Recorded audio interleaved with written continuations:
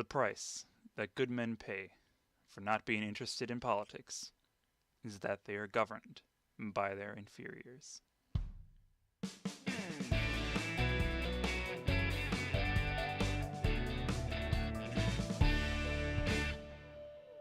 So the Republic was this book written by Plato in the 3rd century BC, in which he tries to design the perfect government. As with anyone who has ever tried to make a utopia, it quickly turns dystopic on epic proportions. But the book is still significant as the first formal outline of a government whose primary purpose was justice. Before we get started, I want to point out that Plato included Socrates in this story. He's not to be confused with the real Socrates. This one serves as Plato's fill-in, acting like Socrates, but spouting Plato's beliefs. We'll just say it's Plato cosplaying as Socrates in the story.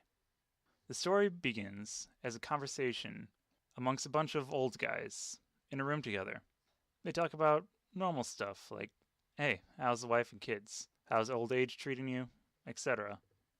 Until one idiot brings up justice.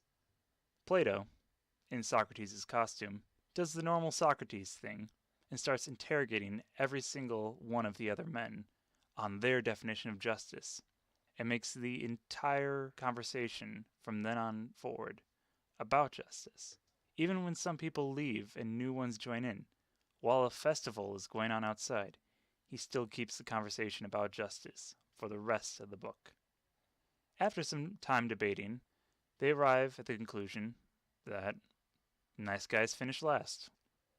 Those who are kind and just will always lose to those who are unjust and cunning, in relationships and power alike. A just man who is thought to be bad cannot in his power change the mindset of others without sacrificing his integrity, while a bad man who is thought to be good can continue to deceive and get off scot-free. One of the younger men, Glaucon, brings up an ancient fable, even by the standards of the ancient Greeks. It is known as the Ring of Gyges. In the tale, there is this ring that allows the user to turn invisible.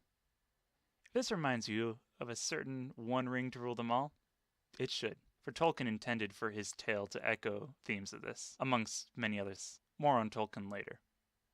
With the ability of invisibility, the ring user is able to do anything he wishes, free of consequences.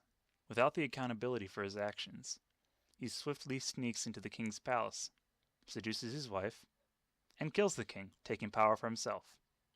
Glaucon brought up this tale to explain how, to most people, morality is just a mask that we wear in the faces of the public, to let others know that we are good, and that true integrity is what we do when we know nobody's watching. After this proposition, the Republic Plato dressed as Socrates in visions quickly descends into a nightmarish depiction of society that pursues uniform, perfect justice. The city-state is divided into 3 classes: rulers, warriors, and workers. Anyone born into any class is forced to be a member their entire life, and is raised accordingly. Religion is kept for just the workers, for he thought a warrior who believed in justice would feel guilt and not execute the will of the rulers, and that the rulers shouldn't waste their time on immaterial things like the soul. The rulers, led by a philosopher king, control all aspects of the society: exports, imports, taxes, education, theater, music, art, lawmaking, and commanding the warriors. Censorship and pro-city propaganda, commonplace, that sort of thing. If you think this is bad, we're just getting started on this caste system. Plato, disguised as Socrates, made the Republic treat soldiers as what we would call today cannon fodder, pawns for the ruling class. From birth, they would be trained like Spartan warriors of that era, abused and unloved to fill their souls with hate, maximizing their efficiency on the battlefield. The working class, the vast majority of the population of artisans, farmers, blacksmiths, ordinary human beings, were to be corralled by legislation and the warriors, like cattle to suit the ruler's interests. Any dissenting opinions or attempts to leave their predetermined class would be met with harsh punishment. Children would be separated from their parents at birth to be raised and educated on how to live in their social class most effectively, living in communal quarters with other children their age. Without familial bond, the kids would assign the state as their loving family, providing food and shelter for them all of their lives.